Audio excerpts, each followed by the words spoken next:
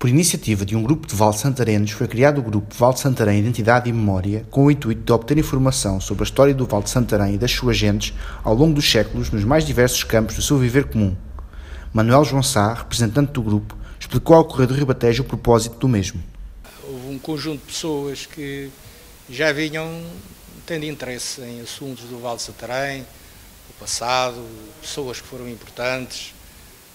a vida das pessoas, como era, certos factos da história de Portugal que tiveram lugar aqui, como foi o caso das guerras entre Dom Pedro e Dom Miguel, portanto, aquelas lutas liberais, tiveram aqui recontros. Também passou por aqui a terceira invasão francesa e, portanto, todos esses factos, juntamente com aquilo que é o passado, a vida da população, as migrações internas, as diversas profissões que aqui houve, as cheias nos nossos campos, os trabalhos que as pessoas viveram e, portanto, também, neste caso, pessoas que marcaram a vida da terra, como foi o caso do Sr. João da Silva Nogueira, o poeta João da Aldeia, que dedicou muito ao Val de Santarém, no fim de contas cantou o Val de Santarém, como também o fez Garrett, e teve uma grande ligação à terra, às crianças, à escola primária, ao professor Fernando Costa, e portanto é algo que nós queremos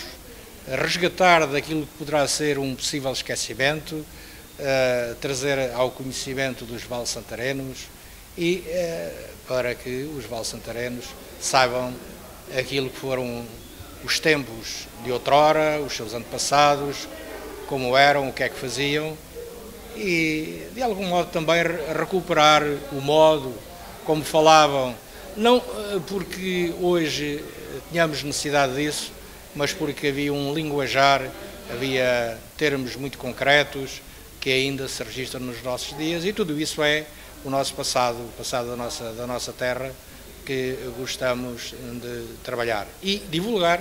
para os val-santarenos e para outros que queiram conhecer e trabalhar sobre esse material.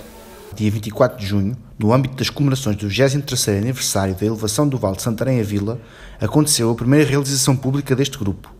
Uma homenagem a João da Silva Nogueira, João da Aldeia, como era conhecido o poeta, nascido no Val de Santarém, onde veio a falecer em 1961. Foi feita uma comunicação com o título João da Aldeia, poeta do Val de Santarém, por Vítor Pinto da Rocha, autor do trabalho e membro do grupo, que explicou ao Correio do Ribatejo o porquê desta homenagem, bem como falou de quem era João da Aldeia. É um nome que devia ser muito regularmente, e todos os anos quase recordado, e que de facto tem sido, desde a vida dele já,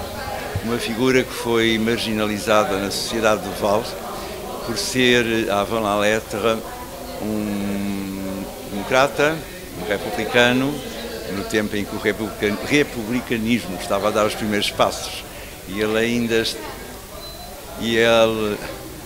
Portanto, de facto, viveu essas raízes em Lisboa, durante a sua estada em Lisboa, e além dos muitos dados e muitos benefícios que trouxe para a educação do povo do Val de Santarém, das camadas mais populares, ele de facto lutou sempre, essencialmente, por uma linha de dever, honra, igualdade, escolaridade, numa fase em que tudo isso era mal visto, ao ponto de facto, ele ter sido mesmo perseguido ou vigiado pela polícia política, mas, sobretudo, o que nos interessa hoje sobremaneira é, de facto, recordar,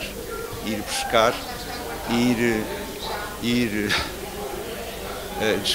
redescobrindo para dar a conhecer as obras, os poemas que ele nos deixou. Poemas que começaram de forma incipiente, como é lógico, era um rapaz que teve no seu tempo normal de escolaridade, fez só a quarta classe, nem fez sequer o exame de quarta classe,